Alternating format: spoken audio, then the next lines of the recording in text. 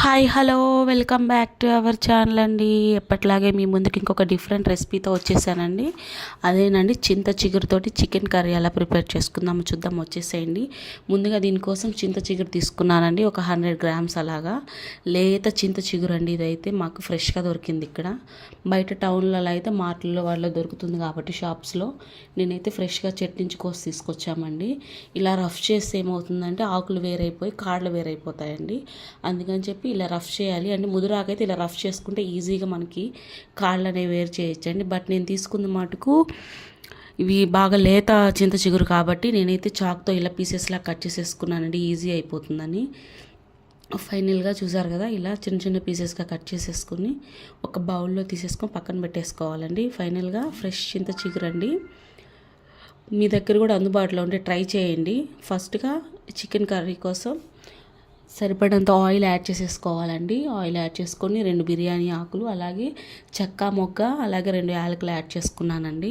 ఇలా 2 యాడ్ చేసేసుకున్న తర్వాత కొంచెం వేడి అవ్వనివ్వాలి. కొంచెం వేగిన తర్వాత ముందుగా మనం చింత చిగురు అలాగే చికెన్ అండి, నేను 3/4 కేజీ తీసుకున్నాను.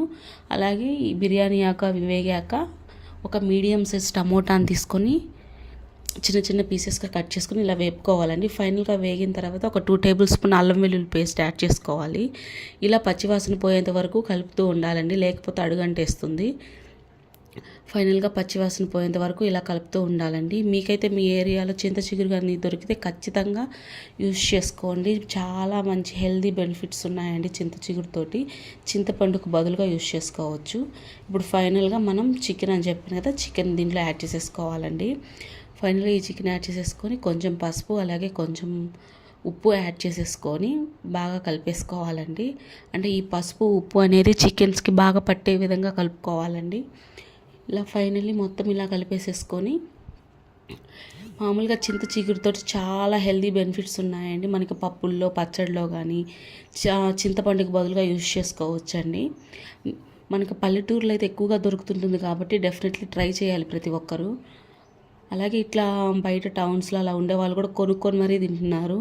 అంటే 1 కిలో వచ్చేసి 800 అట్లా, మటన్కి సరిపడంత రేట్ పడుతుందని విన్నాను నేను న్యూస్లో కూడా. అంత హెల్దీ బెనిఫిట్స్ ఉన్నాయండి మనకి చింత చిగురులో. ఫైనల్గా ఇలా ఒక 50% ఉడికాక ఇలా పచ్చిమిర్చి చీలికలు యాడ్ చేసుకొని ఒకసారి కలిపేసుకోవాలండి.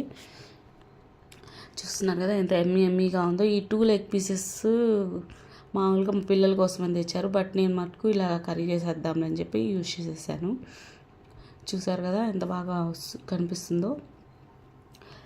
ఫైనల్గా చింత చిగురు చికెన్ కర్రీ అయితే నేనైతే ఫస్ట్ టైం అండి ప్రిపేర్ చేయడము. వినడం కూడా ఫస్ట్ టైమే, బట్ మన పాతకాలంలో చేసేవాళ్ళేమో. ఇలా ఒక 60% అలా ఉడికిగానే మనం సరిపడంత కారం వేసుకోండి. కారం క్వాంటిటీ కొంచెం తక్కువ వేసుకోవడమే మేలండి, ఎందుకంటే మనం ఆల్రెడీ పచ్చిమిర్చి అవి యాడ్ చేసుకున్నాం కాబట్టి, చెక్క మొక్క కూడా వేసుకున్నాం కాబట్టి కొంచెం చూసి వేసుకోవాలి కారం అనేది. అంటే పెద్దవాళ్ళకైతే ఓకేనండి, బట్ పిల్లలు వాళ్ళ తినేవాళ్ళు కదా, కొంచెం వాళ్ళ కోసం అని చెప్పి కొంచెం తక్కువ యాడ్ చేసుకోండి. ఫైనల్గా ఇలా ముక్కలు మునిగేంత వరకు వాటర్ యాడ్ చేసుకోవాలండి నెక్స్ట్. ఎందుకంటే మనం తీసుకుంది పెద్ద సైజు ముక్కలు కాబట్టి అవి ఉడకడానికి కొంచెం టైం పడుతుంది. అందుకని చెప్పి నేను ముక్కలు మునిగేంత వరకు వాటర్ యాడ్ చేసుకొని మళ్ళీ ఒకసారి కలిపేసుకున్నానండి. తర్వాత ఫైనల్గా ఉప్పు సరిపోయిందో లేదో ఒకసారి చెక్ చేసేసుకోవాలి. ఇప్పుడు కాకపోయినా లాస్ట్ లైన్ చెక్ చేసుకోవచ్చండి. నేనైతే ఇప్పుడే ఒకసారి చెక్ చేశాను మళ్ళీ ఉప్పు సరిపోయిందో లేదో అని. ఫైనల్గా కొంచెం సాల్ట్ యాడ్ చేసుకున్నానండి. ఒకవేళ సరిపోకపోతే లాస్ట్లో కూడా యాడ్ చేసుకోవచ్చు మీరు. చూసారు కదా ఫైనల్గా ఎంత ఎమ్మీగా కనిపిస్తుందో. ఇప్పుడు మనకి ఏంటంటే ఒక 60% అయితే ఉడికిపోయిందండి. ఇప్పుడు వాటర్ యాడ్ చేసేసుకున్నాం కదా, నెక్స్ట్ ఫైనల్గా అయితే ఒక 90% ఉడికిపోయిందండి ఒక 5 మినిట్స్కి. ఇలా 5 మినిట్స్ ఉడికిపోయిన తర్వాత చూసారు కదా ముక్క ఎంత క్లియర్గా కనిపిస్తుందో. ఇప్పుడు మనం దీంట్లోకి గరం మసాలా అండ్ చికెన్ మసాలా కూడా యాడ్ చేసేసుకున్నానండి. ఇవన్నీ యాడ్ చేసేసుకుని ఒకసారి బాగా కలిపేసుకున్నాను. ఇలా బాగా కలిపేసుకున్న తర్వాత చూస్తున్నారు కదా స్మెల్ అయితే అసలు అదిరిపోయింది. ఫైనల్గా మనం చింత చిగురు ఇందాక కట్ చేసి పెట్టుకున్నాం కదా, ఆ చింత చిగురుని అయితే ఇలా యాడ్ చేసేసుకోవాలండి. ఇలా యాడ్ చేసేసుకొని మొత్తం ఒకసారి కలిపేసుకోవాలి.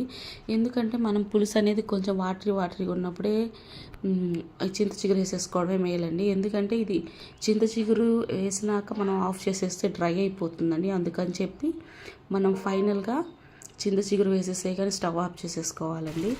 చూసారు కదా ఎంత బాగా కుక్ అవుతుందో. యమ్మీ యమ్మీ చింత చిగురు చికెన్ కర్రీ అయితే రెడీ అయిపోయిందండి. డెఫినెట్లీ మీరు ట్రై చేస్తారనుకుంటున్నానండి. Thanks for watching my video. ఫైనల్గా అయితే ఎమ్మి చింత చిగురు చికెన్ కర్రీ అయితే ప్రిపేర్ అయిపోయిందండి. అసలు చూస్తుంటే టేస్ట్ ఎప్పుడు చూడాలనిపిస్తుంది. చాలా బాగుందండి. అసలు పుల్లగా అసలు కర్రీ మొత్తం తినేస్తాము మేమైతే. చాలా బాగా అనిపించింది. పీసెస్ కూడా బాగా బాయిల్ అయ్యాయి. ఈ వీడియో కానీ మీకు నచ్చినట్లయితే like and share and subscribe friends.